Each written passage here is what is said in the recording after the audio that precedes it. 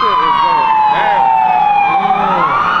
Yeah, because you know, like Auburn, Gresham, it's known for the violence. I lived in the middle of like Killer Ward, 8th Trade, and Foster Park, like right in the middle. Yeah. And so like, just they was active back then, you know what I'm saying? It's insane that by the time you're 21, you've been to more funerals than weddings.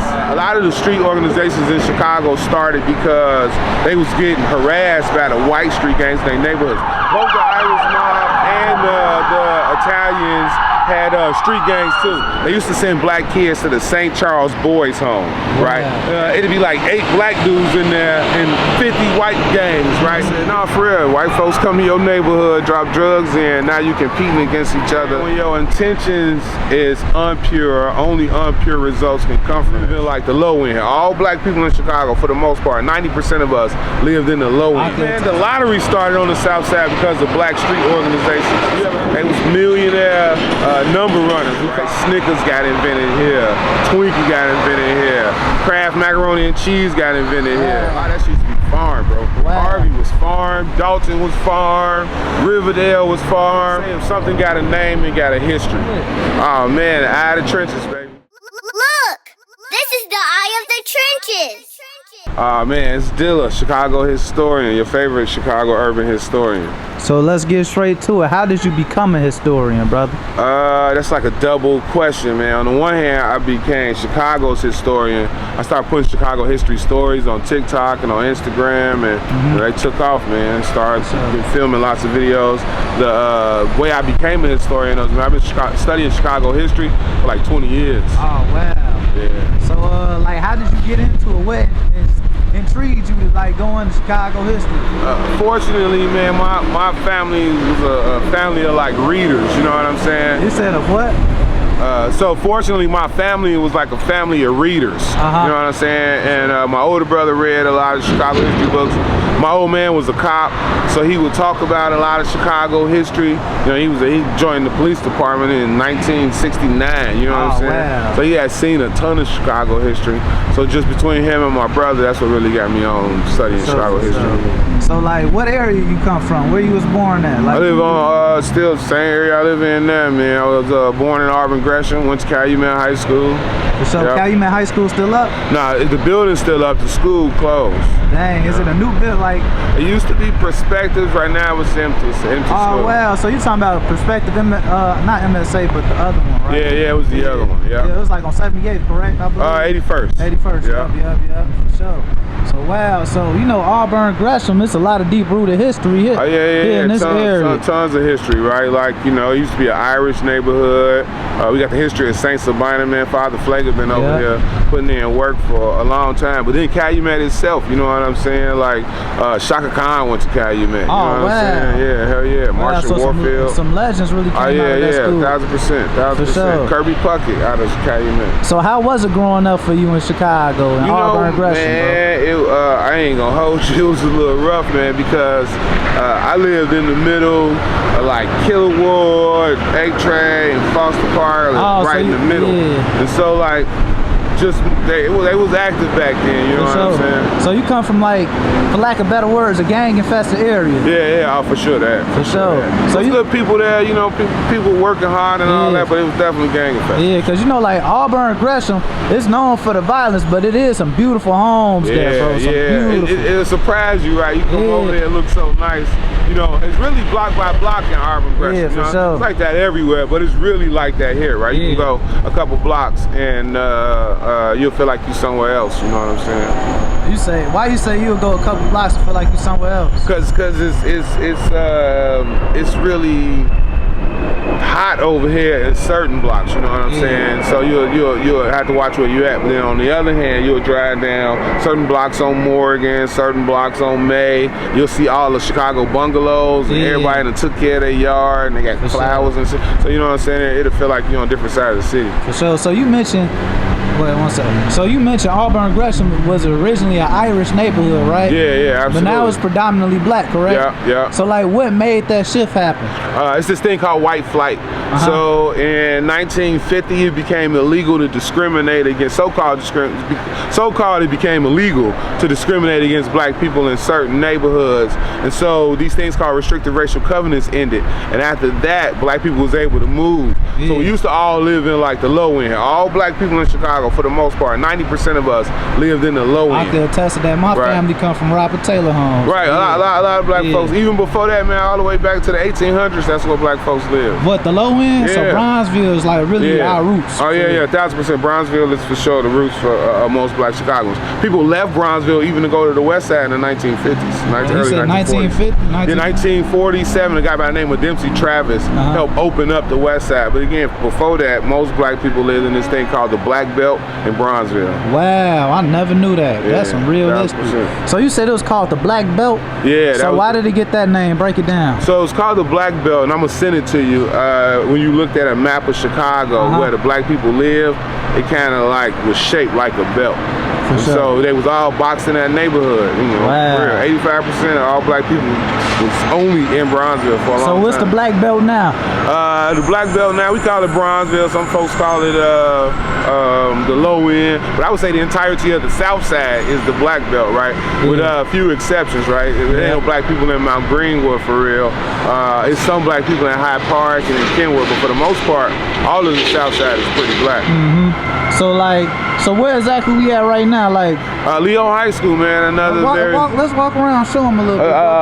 Another very famous private Catholic school. So like this Catholic school is predominantly black, right? Yeah. No, but it switched though. It started getting black in like the 1970s. For sure. Yeah. So what made that switch?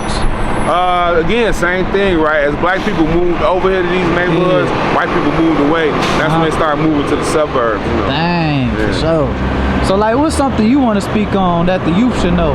Man, you know, I always say if something got a name, it got a history. And so, you know, start paying like attention to the history of the school you went to, right? Who was it named for? But not just that, like, if you study history, you can prevent them from running plays on you today. So right now you look around, like places like Woodlawn and other areas, there's a lot of new property going up, you know what I'm saying? And if you study when that happened, most of the time, that means people that look like you and me getting ready to get pushed out of them. So what area you think is gonna get hit with gentrification the most? So it's already happening in places like the South Shore neighborhood, Bronzeville neighborhood, Woodlawn neighborhood. Yep. And that's already right next to Hyde Park, so they want all that. And Obama Library going up, so that's helping push it too. So that's what I'm saying. If you study history, you'll know that you have it in your power to make them file referendums where we vote on how much the rent increase is going to be. You had them file referendums where they put in protections so that the people who had already been living there, our grandmas, they don't lose their houses to the tax person and all that. You know what I'm saying? 100%. So like, do you feel like Auburn Gresham, since you're from Auburn Gresham, I'm gonna ask you this, do you feel like it's gotten worse or better over the years? It's done this, right? It was really, really bad in the 90s. In the late 2000s, early 2010s, it started doing a whole lot better. And then I would say it's starting to level off, right? It's some problems over here, but it's other organizations that's doing good. Like this building right here, right? That's Auburn Gresham Community Development. And if you're trying to like start a small business, you want to start a podcast, if you want some money for your album, you can go in there and they'll help you find a grant. Auburn Gresham Community Development? Right there, that white building. Thank you for that, Jim, because you know I'm trying to start a podcast and I need a team. You just helped me go right to what, you helped me get the source, bro. Yeah. And I want to mention another thing right now while Auburn Gresham is very proud. Final Call building is here. Yeah, Final Call right there. Next to the Islam, been over here for a long time, man. Doing a lot of work, I want to shout out my brother Golden Child too, because he helped make this connection. And my father helped make this connection as well. Right on. I love Golden Child. Something going on, man. It's crazy. Yeah, we witnessing how wild it get over here right now, bro. It's going down somewhere. Yeah, so I feel like you used to hearing this all day, ain't you, brother? Yeah. So what you think that do to your mental? Oh yeah, for sure. I tell people all the time, It's insane that by the time you're 21, you've been to more funerals than weddings. Like, think about that. By the time you turn 21 in Chicago, you've been to more funerals than weddings. Yeah. If you don't think that do something to your psyche, you crazy. I am a big proponent of mental health. Man, I'm in my early 40s, bro. So I ain't ashamed to say I done went and talked to psychiatrists. Are you watching your friends get killed and, you know what I'm saying, watching fucking kids catch strays and shit like that, and you think that ain't doing nothing to you? You crazy, man. You gotta get that shit off you. 100%. Yeah. Facts. So, you know, my platform, you know, it's known for the... I know, man. Yo, you be everywhere with them, man. So God bless them young folks, man. For sure. So, you know, it's known for the trenches and these shorties out here getting wild. So, man, I want them to know some history, some real history. So, with some real, like, organizations that formed right here, like, you know. Man, shit. Hold on, wait for this fucking loud thing. Nah, you can talk. All right, on. It's a lot, man. The lottery started on the South Side because of black street organizations. You ever heard somebody say keeping up with the Joneses? Yeah. Right, that's a phrase that comes from the Jones brothers. They was millionaire number runners. We called the game policy in Chicago, like literally millions. And you know, they had their own street organization. There's a lot of street, you know, Gangster Disciples come from here, Vice Lords come from here. But there's also some dope stuff too, right? The Nation of Islam moved here. Morton American Science Temple of America was started here. You know what I'm saying? Yeah, real shit. Right? So, like, you know, like, I want to get into this because people got to realize they think the blacks was just gang banging here. Oh yeah. Let's get into like how you said the Irish was here. Was the Irish mob here as well? Oh yeah, Irish mob was here, but both the Irish mob and the Italians had street gangs too. It wasn't just straight to the mob. Something is going down. Yeah, it's getting wild. They had sent the whole station. That's crazy. You say what? Nah, I said they must have sent the whole station, whatever going on over there. But no, but before even talking about like Irish mobs and Italian mobs, they had their own street gangs. And that's what started the black street gangs, right? And people don't talk about that. It's like they think black folks just woke up and started to get into it with each other. Nah, a lot of the street organizations in Chicago started because they was getting harassed by the white street gangs in their neighborhoods. Some consider the Vice Lords, right, the oldest street gang here in Chicago. But they start because they used to send black kids to the St. Charles Boys Home, right? And because it's in St. Charles, Illinois, because we had white gangs too, it'd be like 8 black dudes in there and 50 white gangs, right? 50 dudes from white gangs. So, you know, they getting ready to get down on them. So they started an organization in St. Charles Boys Home to protect each other. And then when they came home... What was that organization? I don't want to give it the wrong name, but it had Vice in it, right? Vice something else, Supreme Vice or something like that. And then when they came home, they came to 16th Street, Holy City, and that's right. And then that's when they created the overall Vice. So they was only doing that because Little Village used to be a white neighborhood. Wow, right? That's like Little Mexico now. Right. Oh yeah, for sure. No, Little Village was a Bohemian and Czech neighborhood, but they had Irish and Italian gangs over there too. So like, you know how you just said that's a Bohemian and Czech neighborhood? Yeah. Chicago is so segregated. It was even segregated with the white folks. Oh yeah, for sure. 1,000%, right? Irish lived in Bridgeport, Italians lived in Little Italy, Jews lived in one neighborhood. They had Jewtown, right? Yeah, so Maxwell Street. Yeah, that was like where UIC area, that was Jewtown. Greek Town over there. They had those names, but that's where Greek people live, right? It wasn't just because the restaurant was a lot of Greek people over there. You know? We got Ukrainian Village, right? I forgot about that. Yeah, we got the Polish downtown, right? So yeah, super segregated even that way. And so when blacks would be boxed into those neighborhoods, right? They getting jumped on by them boys. You know what I'm saying? For sure. You have to like cross a white neighborhood to get to Hyde Park. That's what started the Stones, right? They started on Blackstone Street. 65th and Blackstone. Because they was getting harassed by the white gangs that was in Kenwood when they was trying to go to school in Hyde Park, right? So they didn't start on bull, you know what I'm saying? They started to try to protect themselves. So when do you think that switch happened? I would say like right about the time Fred Hampton get killed, 69. You know what I'm saying? Is when it started to become like purely for violence sake. But a lot of that had to do with the drug game, you know what I'm saying? White folks come in and drop drugs in your neighborhood, now y'all competing against each other. I need you to say that again, bro. I said, nah, for real, white folks come to your neighborhood, drop drugs in, now you competing against each other, and they packing all the dollars, you know what I'm saying? That's what started a lot of real violence. Then I don't want to make this a race thing, but people need to understand this is the truth. No, yeah, 1000%. And it ain't, the truth don't make you racist, you know what I'm saying, right? Like that ain't how that go, right? It's also white people in Chicago trying to help solve these problems, right? So it's not an indictment. That's the thing about history, man. If you don't acknowledge that it happened, then it's bound to happen again, and you ain't able to fix what's happening because of it. You know what I'm saying? 100%. To fix what's going on, you gotta acknowledge that it happened, right? Absolutely. You can't like just ignore it. So, you know, ain't nobody saying that all the white people in Chicago is bad. What we saying is that there was a such thing as white gangs. Those white gangs would attack black and brown kids in Chicago. Wow. Those kids got together to protect themselves, and they started organizations. They started the Young Lords. They started the Latin Kings. They started the SDs. All those organizations got started for the same kind of reasons, man. Wow. Yeah. So like, what was some historical landmarks here? That's a ton, man. We used to have Providence Hospital here. That's where the first open heart surgery ever took place by a black man named Dr. Daniel Head Williams. So it was by a black man? Yeah, his name Dr. Daniel Head Didn't Williams. they do a movie on that, I believe? No, that was a Ben Carson movie. Oh, okay, Ben yeah. Carson. Yeah. We had a ton of stuff, man. We had our own businesses, dry cleaners. We had movie theaters. We had all kind of shit. So man, I ask you this: when you started your journey on like becoming a historian, what's some history of this area that stuck out to you, bro? Like, really like made you go down that rabbit hole, just research. I don't want to say if it was just this area, but just it was like just in general, in Chicago. Yeah, you know what I'm saying. There's a lot of stuff, man. Just learning about the different stuff that get made here, right? Snickers got invented here. Twinkie got invented here. Kraft macaroni and cheese got invented here. Cracker Jacks got invented here, right?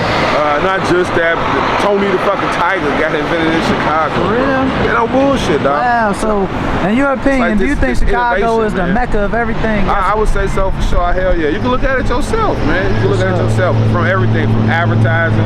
If it's a tall building in your city, the first skyscraper come from Chicago. Wow. Chicago invented the American League of fucking baseball. Chicago invented damn near all the rules of football. The huddle, putting numbers on the back of the jersey, like music, rocking. You can't say shit in this world that don't got a Chicago connection. So, in your opinion, what's one word to describe Chicago? Besides dope as hell, I would say Chicago is shit, innovative, bro. Innovative? Yeah. Why so? Why that word? I mean, just literally the time zones got made in Chicago, bro. You know how you say Eastern time zone, Central time zone? That's what I'm saying. Like it's hard to kind of fathom all the shit that come from this place, but it's absolutely for real, man. Like, setting the time zones come from fucking Chicago, bro. First ever car race in American history happened in Chicago, bro. Like, it's astonishing all the shit that we get a world, right? So, you know, we innovative as fuck. So what's one word to describe Dilla? Man, bro, I would just say humble, man. You know, I've been thankful. Who knew telling Chicago stories on TikTok was gonna turn into what it turned to a business. Selling my shirts out at the airport, you know what I'm saying? I take a lot of people on neighborhood tours, teaching them history of their neighborhood, and I ain't think all that was gonna come from a TikTok, man. But despite all that, my kids straight, my wife straight, so I'm humble, bro. That's real. So like, you know your wife gonna watch this, your children gonna watch this. What's something you gotta say to them? Man, have great intentions. Yeah. For sure, you know, that's real. You got great intentions, shit always work out. That's real right there. Why that though? Because, man, when your intentions is unpure, only unpure results can come from that shit. You know what I'm saying? No, that's facts. That's facts. So how you develop this mindset, bro? Bro, live, man. That's why I want to say that to the people that gravitate to you, young folks that find themselves in the trenches, man. Don't get locked into thinking how you think right now. It's how you gonna think for the rest of your life, man. Keep living. You're gonna see, man, it ain't all that serious, man. Family is the most important thing. No, for sure. So how did you get the name Dilla? My mother gave me that nickname, man. Used to call me Sherm Dilla. Oh, dang. Why that? Yeah, my name's Sherman. So okay. Oh, that made, I get it. Yeah, that's pretty catchy. So you think she gonna find to being an officer. Yeah. So how was that growing up in Chicago? that was tough too, right? Because you know all your friends thinking you gonna fucking snitch on them. You know what I'm saying? 'Cause your daddy a cop. But I used to tell people this way: it's some cops you see and you like, oh shit. There's other cops you see that pull up to the car, see the car smell like weed, but they also see you on your way home from work. You got your work uniform on. They don't even ask you for your license. You thanking God that didn't happen because your shit's secretly suspended. It gotta be some of them cops in the world too, right? 100%. You know what I'm saying? It gotta be some of them that's like, all right, bro, just take your ass home, be safe, right? So I used to explain that to my fans. So it's a lot of, you know, something happened to your fucking sister or something like that. You gonna want a person to show up with some integrity. My daddy was a cop with integrity. For sure, for sure. He's still around. Nah, he not hitting me. May the Most High be pleased with him. Right on, bro. Sure, right on. Bro. So who do you think played the biggest impact in your journey? My old man, bro. My old man, you know. Not just on some, again, law and order shit, but just went to work, came home every motherfucking night. You know what I'm saying? He played catch with us, he talked to us, taught us how to fight, he taught us about being a man, taught us about not abandoning our kids, you know what I'm saying? But he also taught us to study, like, don't just listen to what somebody say to you. Do your own research. You have the access to the tools to learn, so learn. So that being said, how you just said that, how can somebody go find this history and read on this history? Man, tons, man. Don't be scared to go to the library, holler at the librarian. You can literally walk in there and tell them what you're thinking about, and they'll go find a slew of books for you to read to start your journey. So do you know where the first Chicago library was built? Yeah, I actually do. The Chicago Cultural Center downtown on Randolph in Michigan. That's the first public library. So where was the first library on the south side? You know that much? Yeah, Inglewood. It's called the Hiram Kelly Library Branch. It's on 62nd and let's say like Stewart. Block off for Urban Prep. That's crazy that it was in Inglewood. Inglewood is one of the worst. That's the second library in the city, the Hiram Kelly. Yeah. So you know, like I heard back in the day, like areas like Inglewood, Roseland were really like for the rich white folks and like bro, doctors used to live there. You can see the remnants of their houses. You drive down like let's call that 66 in Harvard, 66 in Yale. You're gonna see these big ass houses over there. Gigantic homes. And they being well taken care of too. For sure, for sure. Yeah. So do you know any history on like Chicago suburbs or no? Yeah, I know a lot about the Chicago suburbs. The fact that a lot of them is connected to the city, right? What will happen is somebody will make a shit ton of money in Chicago and they'll go buy the land that was out there. A lot of that shit used to be farm, bro. Harvey was farm, Dalton was farm, Maxon was farm, Riverdale was farm, and then people started to develop it, you know what I'm saying? For sure. That's it for part one. I'm glad you came. Any last words? Man, bro, love the city, man. Man, we all need to relax, man. You know what I'm saying? I know it's active out there, but it's a big city, man, and if we can change how we move in it, man, you know, for real. Who I'm shooting with again? Chicago urban historian Dilla. For sure. And who you shooting with? Oh man, the eye of the trenches, baby. Love, brother. Peace and blessings to you. Yes, sir.